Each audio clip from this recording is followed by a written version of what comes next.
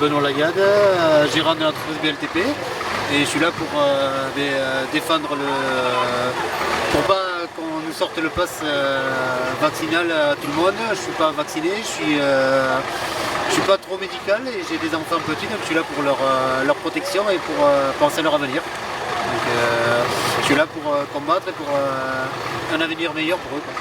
Et pour tout ce qui se passe, déjà pour les vaccins, moi je suis pas contre pour nous, les adultes, mais pour les enfants, je suis contre. Parce que bon, ils sont en pleine santé, je ne comprends pas pourquoi il faut les vacciner. Voilà quoi. Et après tout le reste, il y a le gasoil, il y a tout qui vient sur nous, donc il faut faire quelque chose. C'est dommage qu'il n'y a que 2 camions, parce qu'il aurait fait un peu plus de camions. Et voilà, c'est comme ça. On ne peut rien faire d'autre. Voilà. Merci. De rien, madame. Merci. Pour manifester avec mon père et l'entreprise, le patron et tout ça, parce que voilà quoi, ça bouge pas pour le prix du gasoil, les poids lourds et tout ça, on est mal et même moi pour mon avenir de chauffeur poids lourd, voilà, ça me motive à venir et tout ça. Ouais.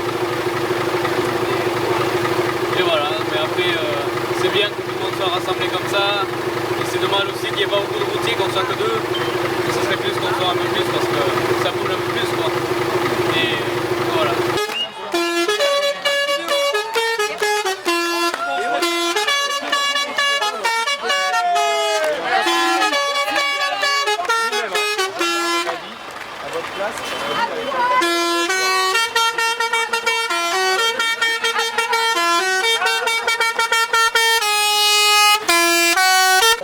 Bonsoir Carla, bonsoir Stéphane. Bonsoir. Alors pourquoi êtes-vous là ce soir?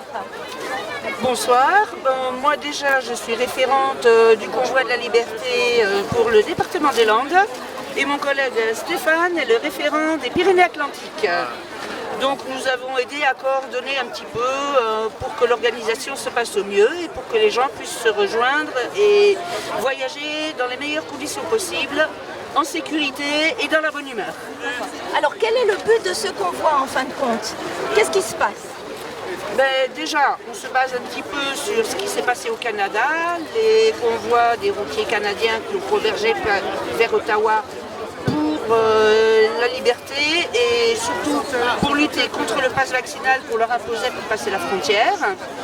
Et donc nous aussi, on est quand même tous opposés à ce pass vaccinal et même au pass sanitaire. Et là-dessus viennent se greffer, bien évidemment, des questions de pouvoir d'achat, du prix des énergies, l'inflation galopante, les difficultés de fin de mois pour de plus en plus de personnes, les soignants suspendus qui n'ont plus de revenus. Donc, en fait, il y a beaucoup de choses qui sont venues se greffer les unes sur les autres et qui font que petit à petit, on sent que ça devient de plus en plus compliqué et on a peur de ne plus jamais retrouver nos libertés après. Alors est-ce que vous souhaitez poursuivre après? Parce que demain ça continue. Alors qu'est-ce que vous allez faire demain? Moi, je vais à Paris. Moi, demain, je pars à Paris. Non, demain, à Tours, Paris. Je pars à Bruxelles. Et après, je peux pas trop en dire. Voilà. Oui. Voilà. Mais moi je pense que ça ne sert à rien d'aller à Bruxelles parce que c'est à Paris que ça se passe. Il y a les deux qui se passent. Je ne C'est suis pas l'Europe. tout à fait d'accord Donc, avec vous, Ah monsieur, bon dans la Pourquoi mesure où, bien évidemment, il y a des choses qui se passent à Paris, Oui. mais les décisions principales viennent quand même de Bruxelles. l'Europe. Et il ne faut pas oublier que dans de nombreux pays européens, il y a des convois similaires aux nôtres qui D'accord. sont en route et dans d'autres pays c'est même plus des convois de routiers que des convois de particuliers alors qu'ici nous sommes beaucoup de particuliers et il y a une convergence sur Bruxelles. Donc ce sont des personnes qui veulent lutter pour leur liberté qui vont toutes se retrouver à Bruxelles en provenance de nombreux pays européens.